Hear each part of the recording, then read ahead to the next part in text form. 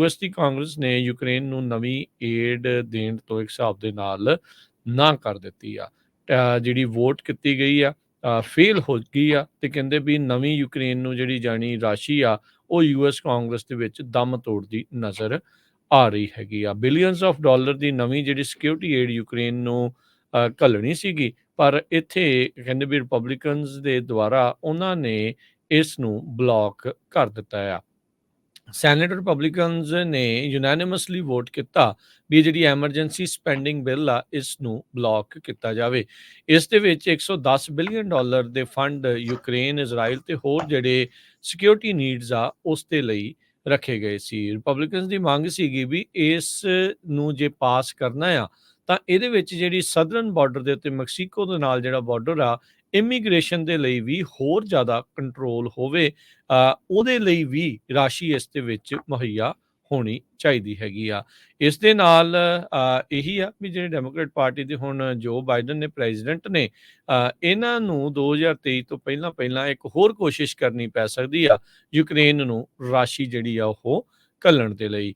ਬਹੁਤ ਸਾਰੇ ਲੋਕ ਇਸ ਚੀਜ਼ ਨੂੰ ਵੀ ਮੰਨਦੇ ਆ ਵੀ ਅਮਰੀਕਾ ਪ੍ਰੋਕਸੀ ਵਾਰ ਦੇ ਵਿੱਚ ਆ ਕਾਈਂਡ ਆਫ ਰਸ਼ੀਆ ਦੇ ਨਾਲ, ਕਿਉਂਕਿ ਇੱਥੋਂ ਬਿਲੀਅਨਸ ਆਫ ਡਾਲਰ ਜਾ ਰਹੇ ਨੇ, ਰਾਸ਼ੀ ਜਿਹੜੀ ਉੱਥੇ ਘੱਲੀ ਜਾ ਰਹੀ ਆ ਤਾਂ ਜੋ ਯੂਕਰੇਨ ਰੂਸ ਨੂੰ ਜਿਹੜਾ ਆ ਉਹ ਲੜਦਾ ਉਹਦੇ ਨਾਲ ਰਹਿ ਸਕੇ। ਤੇ ਹੁਣ ਜਦੋਂ billions of dollar the funding ਦੇ ਉੱਤੇ ਰੋਕ ਲੱਗੂਗੀ ਤਾਂ ਉਹਦੇ ਨਾਲ ਉੱਥੇ ਲੜਾਈ ਦੇ ਵਿੱਚ ਕਿਹਦਾ ਪਲੜਾ ਭਾਰੀ ਤੇ ਕਿਹਦਾ ਡਾਊਨ ਹੋਊਗਾ, ਇਹਦੇ ਨਾਲ ਇਹ ਦੇਖਣ ਵਾਲੀ ਗੱਲ ਹੋਊਗੀ। ਇਹੀ ਨਹੀਂ, ਯੂਕਰੇਨ ਨੂੰ ਅਮਰੀਕਾ ਦੇ ਨਾਲ ਨਾਲ ਹੋਰ ਵੀ ਕਈ ਵੈਸਟਰਨ ਮੁਲਕਾਂ ਦੇ ਵਿੱਚੋਂ ਨਮੋਸ਼ੀ ਜਿਹੜੀ ਆ ਉਹ ਇਸ ਲਈ ਝੱਲਣੀ ਪਈ ਆ, ਨਾ ਜਿਹੜੀ ਉਹ ਸੁਣਨ ਨੂੰ ਮਿਲ ਰਹੀ ਆ ਜਿਹੜੀ ਰਾਸ਼ੀ ਉਹਨਾਂ ਨੂੰ ਲਗਾਤਾਰ ਪਹਿਲੋਂ ਪਿਛਲੇ ਇਹ ਤਕਰੀਬਨ 2 ਸਾਲਾਂ ਦੇ ਵਿੱਚ ਇਸ ਲੜਾਈ ਦੇ ਵਿੱਚ ਮਿਲਦੀ ਆ ਰਹੀ ਸੀਗੀ। ਸੋ ਇਹ ਹੁਣ ਕੀ ਡੈਮੋਕ੍ਰੇਟਸ ਸਦਰਨ ਬਾਰਡਰ ਦੇ ਲਈ ਰਾਸ਼ੀ ਰੱਖ ਕੇ ਇਸ ਸਪੈਂਡਿੰਗ ਬਿੱਲ ਨੂੰ ਪਾਸ ਕਰਾਉਣ ਦੀ ਕੋਸ਼ਿਸ਼ ਕਰਨਗੇ, ਇਹ ਦੇਖਣ ਵਾਲੀ ਗੱਲ ਹੋਊਗੀ। ਨਵੰਬਰ ਦੇ ਮਿਡ ਤੱਕ ਯੂਐਸ ਡਿਫੈਂਸ ਡਿਪਾਰਟਮੈਂਟ ਨੇ ਕਿਹਾ ਆ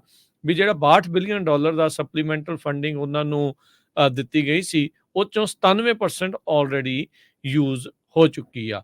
ਤੇ ਸਟੇਟ ਡਿਪਾਰਟਮੈਂਟ ਨੇ ਜਿਹੜਾ ਕਿਹਾ ਵੀ 4.7 ਬਿਲੀਅਨ ਡਾਲਰ ਦੀ ਜਿਹੜੀ ਮਿਲਟਰੀ ਅਸਿਸਟੈਂਟ ਫੰਡਿੰਗ ਅਲਾਟ ਹੋਈ ਸੀ ਉਹ ਉਹਨਾਂ ਨੇ ਪੂਰੀ ਦੀ ਪੂਰੀ ਆਲਰੇਡੀ ਯੂਜ਼ ਕਰ ਲਈ ਆ। ਇਸ ਤੋਂ ਇਲਾਵਾ ਕਾਂਗਰਸ ਨੇ ਅਜੇ ਤੱਕ ਕਿਸੇ ਵੀ ਹੋਰ ਨਵੇਂ ਰਿਪਲੇਸਮੈਂਟ ਇਕਵਿਪਮੈਂਟ ਦੇ ਲਈ, ਨਵੇਂ ਫੰਡਾਂ ਦੇ ਲਈ ਮੋਹਰ ਨਹੀਂ ਲਗਾਈ ਹੈਗੀ। ਸੋ ਇਹ ਹੁਣ ਦੇਖਣਾ ਹੋਊਗਾ। ਸੈਨੇਟਰ ਮਿਚ ਮੈਕੋਨਲ ਜਿਹੜੇ ਰਿਪਬਲਿਕਨ ਲੀਡਰ ਨੇ ਉਹਨਾਂ ਨੇ ਇਸ ਦੇ ਵਿੱਚ ਕਹਿੰਦੇ ਅਹਿਮ ਭੂਮਿਕਾ ਨਿਭਾਈ ਹੈਗੀ ਆ ਇਸ ਫੰਡਿੰਗ ਨੂੰ ਰੋਕਣ ਦੇ ਲਈ। So Democrat passed emergency spending bill ਕਹਿੰਦੇ ਵੀ ਇੱਕ ਲਿਆਂਦਾ ਗਿਆ ਸੀਗਾ ਜਿਸ ਦੇ ਵਿੱਚ 50 ਬਿਲੀਅਨ ਡਾਲਰ ਦੀ ਨਵੀਂ ਸਿਕਿਉਰਿਟੀ ਅਸਿਸਟੈਂਸ ਸੀਗੀ ਯੂਕਰੇਨ ਦੇ ਲਈ, ਹਿਊਮੈਨੀਟੇਰੀਅਨ ਤੇ ਇਕਨੋਮਿਕ ਏਡ ਦੇ ਲਈ, ਤੇ ਪਲੱਸ ਉਹਦੇ ਵਿੱਚ 14 ਬਿਲੀਅਨ ਡਾਲਰ ਇਜ਼ਰਾਈਲ ਦੇ ਲਈ ਵੀ ਰੱਖੇ ਗਏ ਸੀ ਜਿਹੜੇ ਹਮਾਸ ਦੇ ਨਾਲ ਲੜਨ ਦੇ ਲਈ ਉਹਨਾਂ ਨੂੰ ਦਿੱਤੇ ਜਾਣੇ ਸੀਗੇ। ਸੋ ਐਮਰਜੈਂਸੀ ਸਪੈਂਡਿੰਗ ਲੈਜਿਸਲੇਸ਼ਨ ਦੇ ਵਿੱਚ ਹੁਣ ਕਹਿੰਦੇ ਆ 20 ਬਿਲੀਅਨ ਡਾਲਰ ਦੀ ਸਿਕਿਉਰਿਟੀ ਫੰਡਿੰਗ ਵੀ ਜਿਹੜੀ ਉਹ ਰੱਖੀ ਗਈ ਆ, ਪਰ ਰਿਪਬਲਿਕਨਸ ਕਹਿ ਰਹੇ ਆ ਵੀ ਜਿਹੜੀ ਇਲੀਗਲ ਇਮੀਗ੍ਰੇਸ਼ਨ ਲਗਾਤਾਰ ਸਦਰਨ ਬਾਰਡਰ ਦੇ ਉੱਤੇ ਵਧੀ ਆ ਉਸ ਦੇ ਉੱਤੇ ਹੋਰ ਜ਼ਿਆਦਾ ਤੁਹਾਨੂੰ ਸਪੈਂਡਿੰਗ ਤੇ ਜ਼ਿਆਦਾ ਕੰਸਰਨ ਤਰੀਕੇ ਦੇ ਨਾਲ ਉਸ ਨੂੰ ਐਡਰੈਸ ਕਰਨ ਦੀ ਜਿਹੜੀ ਜ਼ਰੂਰਤ ਆ। ਸੋ ਦੇਖੋ ਕੀ ਬਣਦਾ ਆ, ਪਰ ਆਉਣ ਵਾਲੇ ਸਮੇਂ ਦੇ ਵਿੱਚ ਇਹ ਆਪਸ ਦੇ ਵਿੱਚ ਲੱਗਦਾ ਵੀ ਫੇਰ ਇਹ ਸਪੈਂਡਿੰਗ ਨੂੰ ਲੈ ਕੇ ਗੁੱਥਮ ਗੁੱਥਾ ਹੁੰਦੇ ਨਜ਼ਰ ਆਉਣਗੇ।